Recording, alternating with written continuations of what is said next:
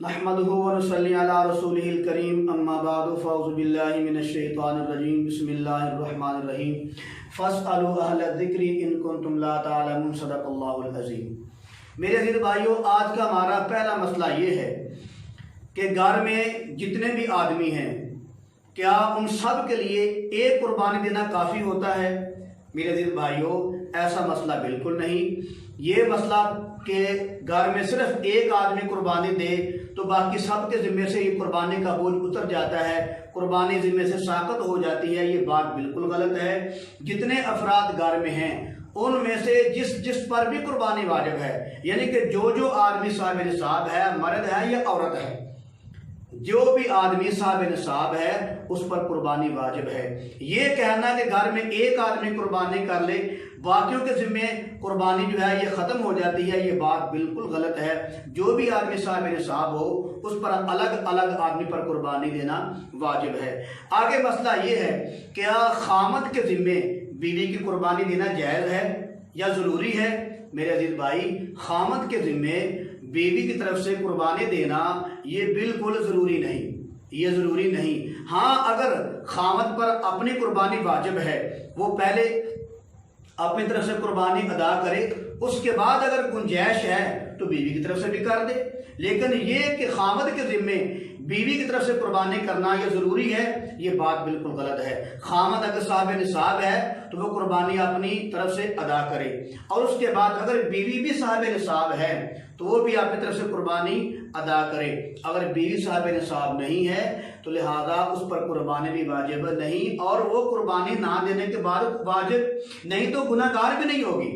गुनाहगार तो उस वक्त होगी ना कि जब उसके ज़िम्मे कुर्बानी थी तो उसने नहीं अदा की, तो वाकई गुनाहगार होगी। अगर बीवी के ज़िम्मे कुर्बानी नहीं, वो साहिब निसाब नहीं, उस पर के ज़िम्मे कुर्बानी नहीं और वो नहीं देती तो वो गुनाहगार भी नहीं होगी। आगे मसला ये है कि कुर्बानी के जो हिस्से हैं, इन हिस्सों में किसी शिया को शरीक करना या मरज़ई को शरीक करना जायज़ है कि नहीं? मेरे अज़ीज़ भाइयों, कुर्बानी के हिस्सों में अगर किसी आदमी ने शिया को शरीक कर लिया या मरज़ई को शरीक कर लिया तो सब की कुर्बानी ख़राब हो जाएगी, सब की कुर्बानी ज़ाया हो जाएगी। लिहाजा कुर्बानी जो है ये खालिस अल्लाह के लिए होती है। इन कुर्बानी में ना शिया को शरीक करना चाहिए, ना किसी मरज़ई को शरीक करना चाहिए। हाँ, बरेलवी हो उसको शरीक कर सकते हैं, देवबंदी को शरीक कर सकते हैं, आले हदीस को शरीक कर सकते हैं। लिहाजा कुर्बानी के अंदर शिया को और मरज़ई को आप शरीक नहीं कर सकते। आगे मसला ये है कि कुर्बानी जो है ये इब्राहीम अलैहिस्सलाम की सुन्नत है या नबी सल्लल्लाहु अलैहि वसल्लम की सुन्नत है?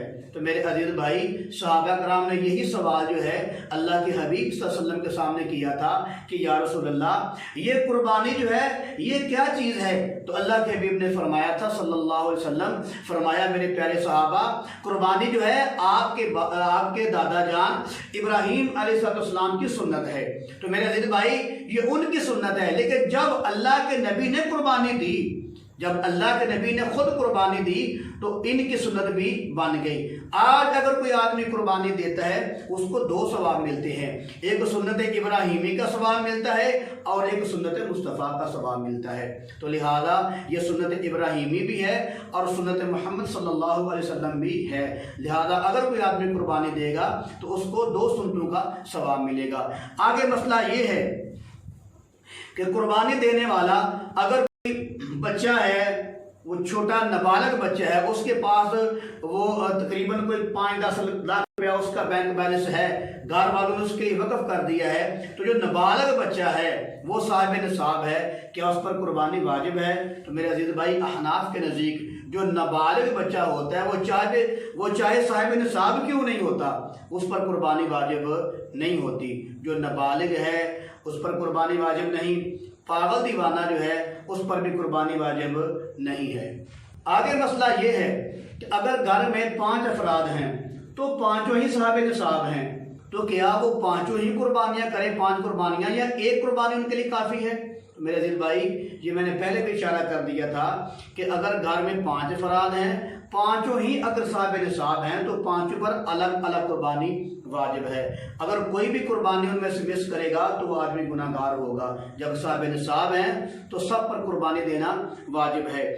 और आगे मसला ये है कि एक आदमी है, उसने गुज़िश्ता साल कुर्बानी नहीं दी और इस साल वो क्या कुर्बानी करेगा तो उसकी कुर्बानी अदा हो जाएगी। तो मेरे अजीज भाई, अगर किसी आदमी की पिछले साल की कुर्बानी रह गई है, अगर वो कुर्बानी इस साल अदा करता है तो उसका अदा करना जायज़ है, उसकी कुर्बानी देना जायज़ है, उसका अदा करना बिल्कुल ठीक है, गलत अमल नहीं। अगर पिछले साल कुर्बानी नहीं दी थी, इस साल भी कुर्बानी अपनी तरफ से अदा करे और पिछले साल की कुर्बानी भी अगर वो अदा करेगा तो दोनों कुर्बानियाँ उसकी देना बिल्कुल जायज़ अमल है। आज का हमारा आखिरी मसला ये है, क्या मकरूज़ आदमी पर कुर्बानी देना जायज़ है या नहीं? मकरूज़ आदमी पर कुर्बानी वाजिब है या नहीं? तो मकरूज़ कैसा है? मकरूज़ ऐसा है कि उसने किसी आदमी को 10 लाख रुपया देना है, लेकिन 20 लाख का वो मालिक भी है। आजकल मकरूज़ लोग ऐसे मानते हैं, पूरे साल कर्जे का पता नहीं होता, शादियां कर लेते हैं, फिर भी कभी सोचा नहीं कि हम मकरूज़ हैं, और वलीमे करते हैं बड़े बड़े महंगे, कभी सोचा नहीं कि हम वहाँ नहीं पूछते कि हम मकरूज़ हैं, क्या वलीमा होगा कि नहीं होगा, हम मकरूज़ हैं, क्या बच्चे की शादी होगी कि ना होगी, हम मकरूज़ हैं, क्या मैरिज हॉल का जो खर्चा हमारे लिए जायज़ है कि नहीं। उस वक़्त कोई नहीं सोचता, शादी के वक़्त मकरूज़ कोई नहीं कहता अपने आप को, वलीमा हो फिर कोई मकरूज़ नहीं कहता, ये मंगनी वगैरह हो, मेहंदी की रस्में हो, कोई भी आदमी अपने आप को मकरूज़ नहीं कहता। जब बच्चे को बाहर भेजना हो फिर भी कोई आदमी अपने आप को मकरूज़ नहीं कहता, बल्कि वो कर्जा लेकर सारे मामले करते हैं। जब कुर्बानी का वक़्त आता है तो फिर उलमा से पूछते हैं, बाहर जाने का मसला उलमा से नहीं पूछते, और ना वो मंगनी का मसला उलमा से पूछते हैं, ना शादी का, ना वलीमे का, सारे काम कर्जे उठाकर करते करते करते जाते हैं। लेकिन जब दीन की बात आती है, जब इस्लाम के शार की बात आती है, जब अल्लाह के हबीब की सुन्नत का मामला आता है, जब अल्लाह का हुक्म पूरा करना आता है, वो अल्लाह का हुक्म पूरा करने का वक़्त आता है, फिर उलमा से पूछते हैं, कारी साहब हम मकरूज़ हैं, तो क्या मकरूज़ की कुर्बानी देना वाजिब है मकरूज़ पर? तो मकरूज़ कैसे हैं? एक आदमी ने कहा, कारी साहब मैं मकरूज़ हूँ तो लिहाजा मेरे ऊपर कुर्बानी वाजिब है। तो वो आदमी कैसा था? वो कहता है कि मैं मकरूज़ हूँ। तो मैंने कहा आपके पास कितना पैसा है? वो कहते कि 10 लाख रुपया मेरे पास है, लेकिन मैंने को 4 लाख देना भी है। मैंने कहा फ़र्ज़ करो अगर आप 4 लाख दे देते हो तो पीछे कितना बच गया आपके? 6 लाख रुपया। तो बताओ कि 6 लाख पर आप पर कुर्बानी नहीं आती? जो 6 लाख रुपया है, क्या उसकी मालियत 52 तोले चांदी से कम है? वो तो ज्यादा है, वो तो साहब निसाब है। लिहाजा भाई ऐसे बहाने ना लगाएं बराए मेहरबानी।